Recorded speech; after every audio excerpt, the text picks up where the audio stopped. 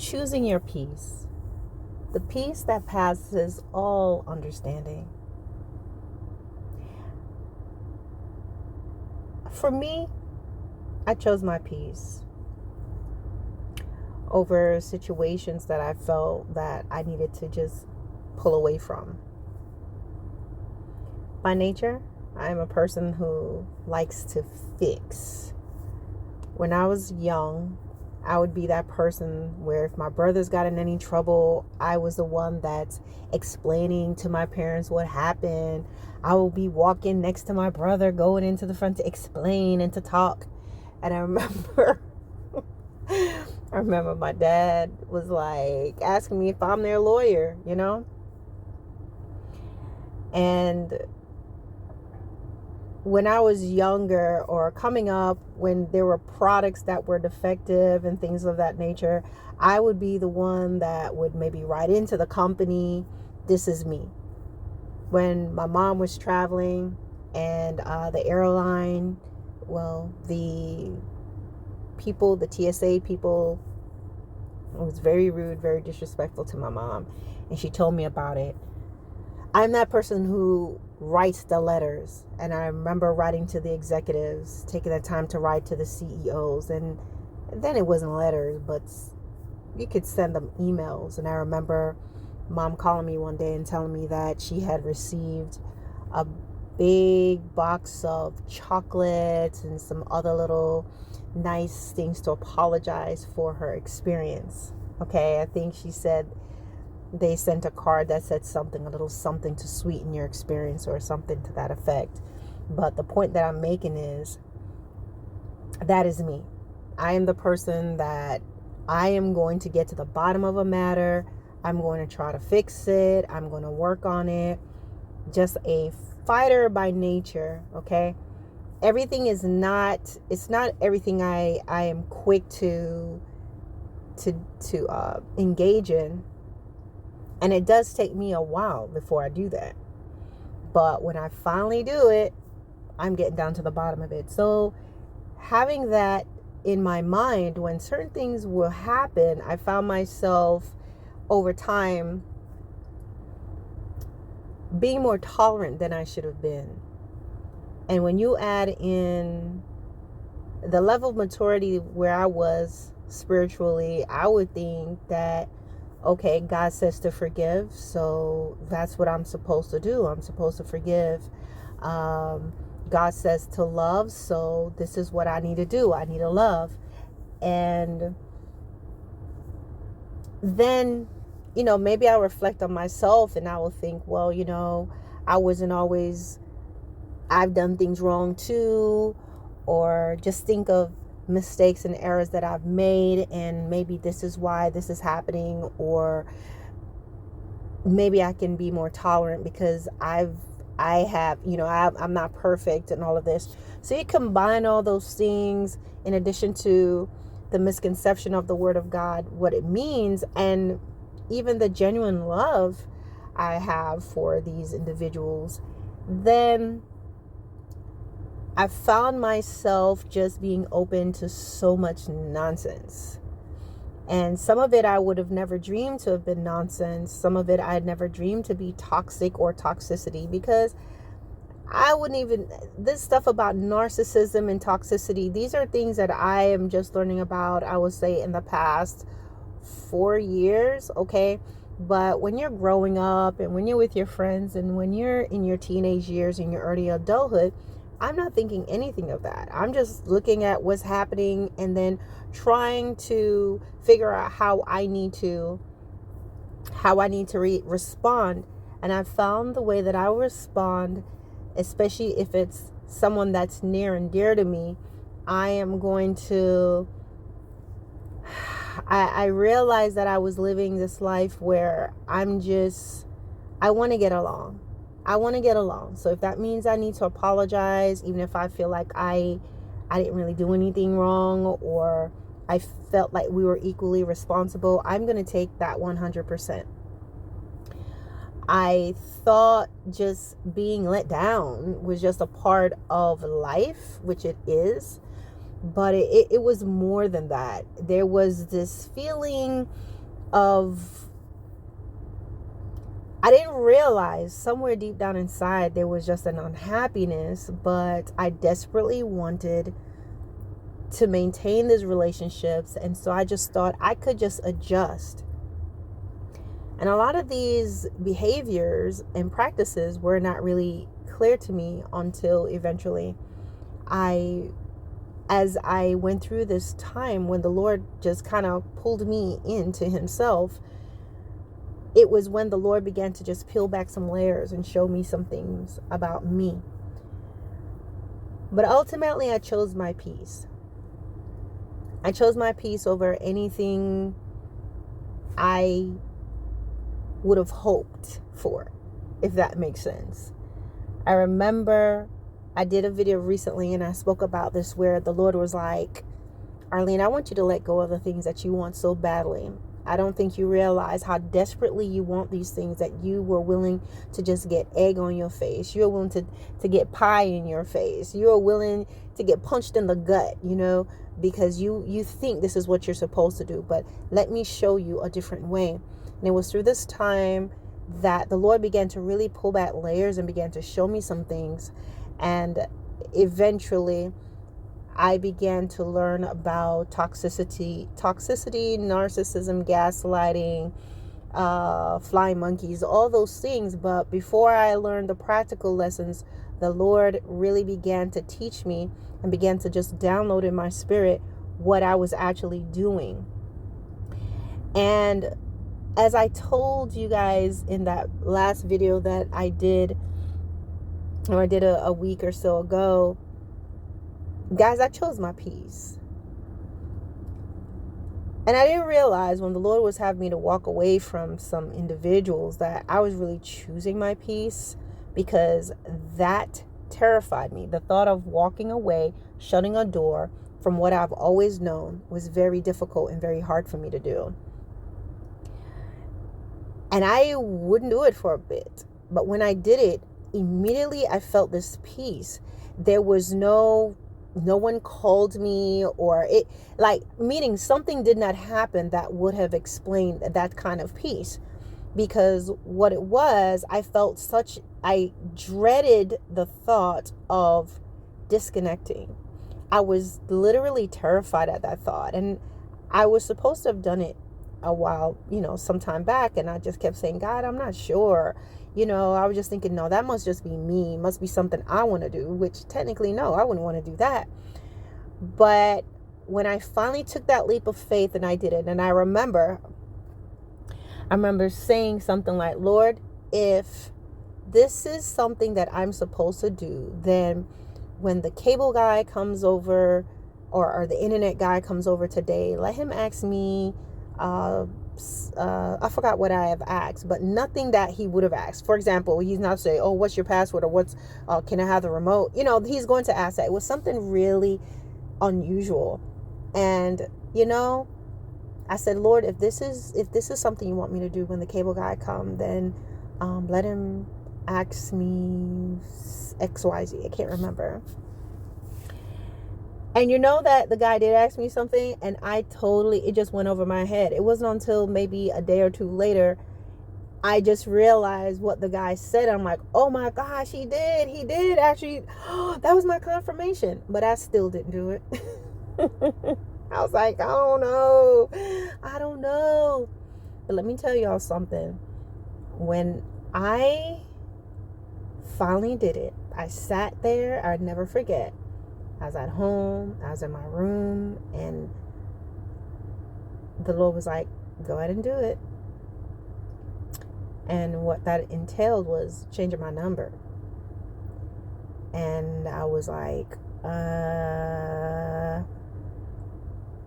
well, I did it. And when I did it and I made the moves, I think I did some things prior to changing the number. But anyway, when I did it, as soon as I did it, guys, I felt a calm and a peace just come right at that moment. And this calm and this peace, it's very rare. And every time it has happened, the few times it has happened, I'm so aware of how absolutely concentrate it is. And I felt this peace. I felt alleviated. It was like I'd let go of a weight. And I couldn't understand those feelings because I'm like, well, nothing has happened. Why would I? All I did was just do that. But the Lord was just kind of showing me how I was just living in this high sense of maybe vigilance, or a high sense of alertness, or I don't think I'm using the right words for this, but I was not relaxed. I was not relaxed with these relationships, which ironically I should have been, because these specific relationships was where I learned how I should behave for it to work. I learned what not to do. In addition to learning what not to do, I learned what not to expect. I learned what to blow off. I learned what to just, just take it on the chin.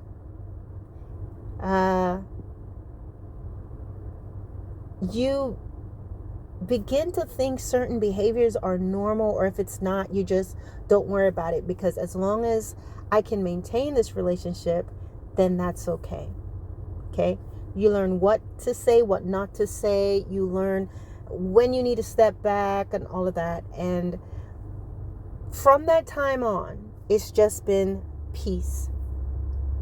I chose my peace. There are times, as I've stated before in another video, that I miss some of these individuals. There are times that I think of them and I'm like, man, but at the same time, it's not a matter of what people will tell you or make you feel like, oh, you've really done something wrong, and if you loved, you wouldn't do this, and if you were a child of God, you would not do this. No, you have to choose your peace sometimes. And it is not your responsibility to try to change anyone. It's not your responsibility to try to convince anybody that they shouldn't do certain things, because they know they shouldn't do it. That's why they're selective. That is why a lot of times they will not treat everybody the same way. A lot of times it's really relegated to you and maybe one other person. They know how to behave. That is why they don't do certain things when you guys go out or when people are over the house, And I had to just learn that for me, I have a family, and there's something new I have to show them. There's something new I have to show to my sons and my daughter. And if that means sacrificing what I have known or what would have been important to me to ensure that they're in a peaceful environment, if that means relinquishing relationships, whether it's a love relationship, these things for my peace, not to disturb the peace, not to disturb the still waters and the green pastures that God has brought me to, then that's what I'm going to do. And sometimes, because we're living in a society where everyone makes you feel like, well, you should have this person, you should have that person around you, you should be doing this, you can't do that, this person is related to you in this way or that way, if you've known this person for so long. But unfortunately, there are a lot, if these individuals were willing to hear God and allow God to pull out all the junk and all the layers like he has done with me. And the thing about it is, God showed me first. He showed me the areas in which I was failing. He showed me the areas in which, I had done wrong. He showed me the areas where I was needy, where I was actually surviving, where I have learned or picked up on the Stockholm syndrome, and things I did not realize about myself. And he showed me the origins of it and where it came from. He also let me understand one of the things that you guys need to understand, because sometimes, we belong to God. When Jesus came down from heaven, he was born into a family with a mother and a father. Yes, God was his heavenly father, but he had what would have been synonymous to an earthly father and a mother. But he had a mission, and it was of such that he experienced some things in his life where, I mean, he was around a lot of people and he did some things, but in many ways, Jesus would have been lonely because everyone was so dependent on him all the time. And he was the only one that's going to go to that cross. Nobody else. He could have tapped out, but he was going to go to that cross. Nobody else was going to be able to do that for him. And you have some of the things, what God showed me was that, and I'm sharing with you, is that you can be born into a family, but sometimes God, for whatever reason, maybe, I'm not going to say planned or unplanned because I don't know, but similar to Joseph, something happens and then you based on whatever, there is a journey, there is a separation that you must do. Okay, and it may not necessarily be family, it could be just a real any sort of relationship, but he pulls you away. And because you have a purpose, this situation was not about Joseph being related to these individuals. It was like Joseph had a purpose that was going to go beyond his family relations. You may share blood and DNA and all of that, but ultimately you are spirit. You're a spirit that was infused into the body, into the family, mom and dad, borrowed, okay, that are there for that time, brother, sister, everybody's infused with their own little bodies with a role that they play, but ultimately you are here to do his purpose. Now, what most people want is, you want to be able to do everything with your family and have everyone around you, but sometimes because most people don't want to, their hearts are hardened, let's just put it like that, or they truly believe that they are right and everybody's wrong, or based on their accomplishment or the positions that they hold or how they may view you or view themselves, they don't feel they owe anyone anything. So they're never going to reach that. So what God will do is he's going to pull you so that you are not destroyed, that you are not utterly destroyed. And because you now have something else you need to do. When you have a family like I have a family, I have to show my family something different, okay? And if that means if I keep certain connections where there may be some toxicity or hostility, or 1 minute you're talking to me, the next minute you're not, or being around individuals where I need to learn not to say something, just take the insult, take it on the chin, just realize this is how this person is, where perhaps someone may not want to talk to me, and so in them not being mad at, in them being upset with me, they're going to be upset with my children. They're not going to want to be around my children, or children, my family, listening to some sort of argument or dysfunction, or just seeing me sad because of something that has happened with this friendship or this relationship. That is not something that is healthy. And so sometimes you have to shut out the noise and start fresh. And you may have been used to having these individuals around you and all of these things, but what you're doing is you show your children something different. You show your family something different. You show yourself something different.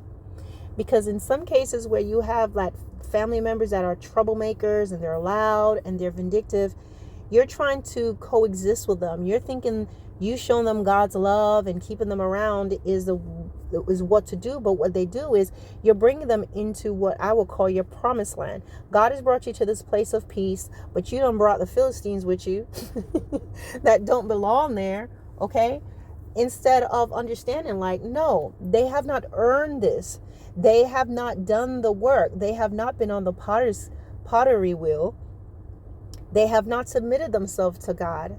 And now you're in this place of peace, and then you bring chaos with you. You bring the hyenas and giraffe, and you bring the barracudas with you, and you're trying to figure out, what's going on?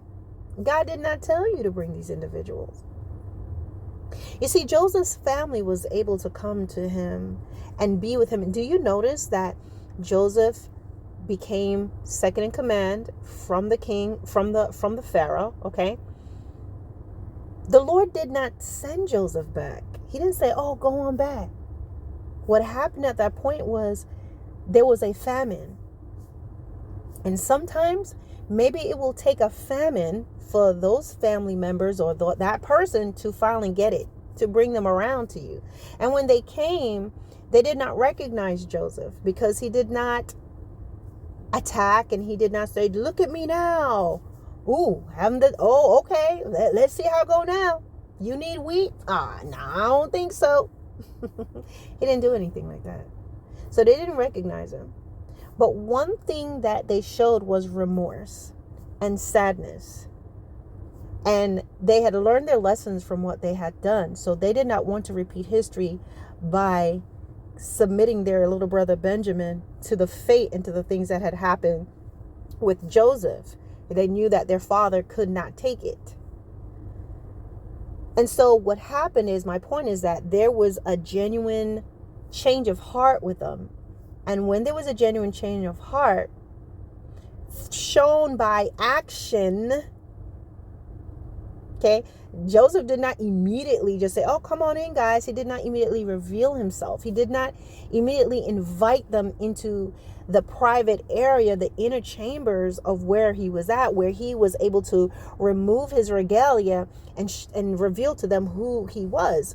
They had to, he gave them a series of things and tests that they would have to pass to show that they can be trusted again.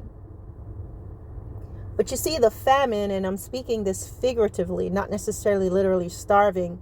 A lot of times people, the individuals that God has pulled you from, they're so prideful and they think that they don't see you the way God sees you. They may see you as I gave birth to you, I helped you, I did this, and they don't realize that it was through God's hand that allowed them to do these things. But they will inadvertently put themselves as if they are gods, or they're provided for you. So because they see you this way, it may be an older sibling, it may be a younger sibling who is considered to be more to the family standards. And so because they view you this way, they still see you as the one that peed the bed. They still see you as the one that messed up, and they see you as the one that you weren't as smart as me, and you were not as you're not as successful as me, or I brought you in this world and I did this and that. They will never see you the way God does, and they will never respect you. They want to keep you in your place. So God pulls you from that, and you can't go back to them. So because they're never going to be able to see themselves, they will remain in that famine. Okay, they'll rather starve to death. Okay, they'll rather go to their grave, never see you again, because they're not going to apologize. They're not going to make it right. They're not going to change their ways, because they feel that you are not worthy of that. You're not worthy of that effort. You're not worthy of that conversation. You're not worthy of that explanation. They don't need to tell you anything, because I'm your father, I'm your mother, I'm your grandma, I'm older than you, I'm more successful than you are, I've done more than you, I am more educated than you. Whatever it may be, they believe that. They can remember when you were down on your luck. So they're not going to receive from you. So that is why a lot of times you can't go back to these individuals, and you can't just assume because there's been time and distance, that's not going to change your heart. You have to remember, sometimes these individuals, they've been this way for years. So you haven't seen them in 7, 10, 15 years. That's not going to change anything. They were horrible for 30. They were horrible for 45. So what God will do is He's going to put you in a place where you're going to have your peace. And for me, that's what I did. I chose my peace. I don't have any drama and any issues like that. I don't feel these things that would have been normal for me.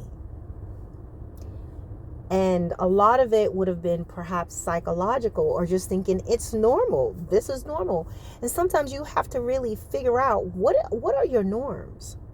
How do you live? How do you look around and really open your eye, do a social experiment from the minute you walk in your door? What is your norm? What goes on in your house?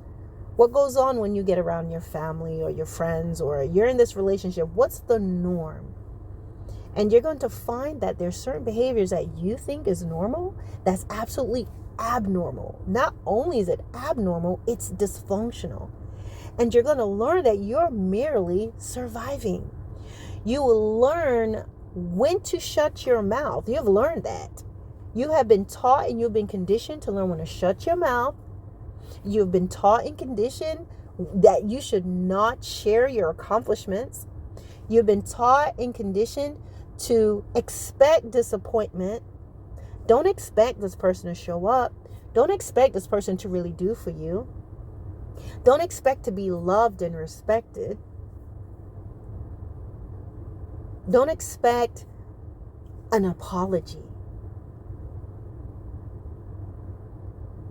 Be okay with being disrespected and spoken down to in front of your family and your friends.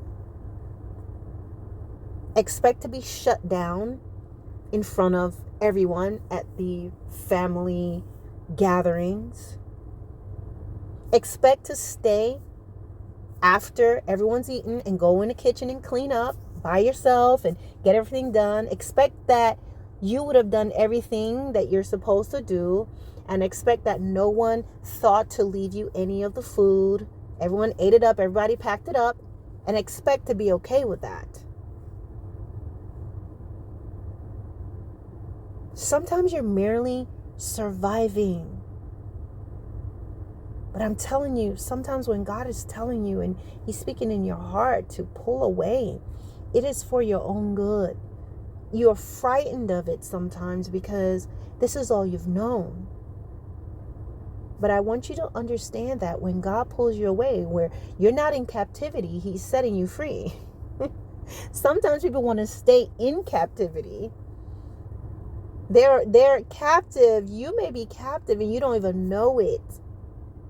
And the thought of freedom scares you. The thought of doing things on your own or even being on your own scares you because of the seeds of rejection and doubt and how much you have been disparaged throughout your years. You're not understanding that your belief system and the way you think, you're merely surviving, and the dysfunction you think is normal. It's not normal. But what you're afraid of being by yourself. You're afraid of starting fresh and anew because you're going, well, what about this? What about Sunday dinners? What about that? What about the other thing? No. What about your peace? What about your happiness? What about starting from the ground up where there's no chaos, where there's no violence, where there are no head games, where you're not waiting up at night or afraid or locking your doors or trying to figure out what you should or shouldn't say or hurting and trying to hide it. I chose my peace for many years now. And while there are moments that, yeah, I think about some things, but because I'm human. But overall, I know I made the right decisions. I know I did. And I always say to God, Lord, what is meant to be, let it be. And let it happen autonomously. Nothing that I have to put in effect, but it happens autonomously. Just as Joseph and his brothers crossed paths again, circumstances autonomously brought them together again.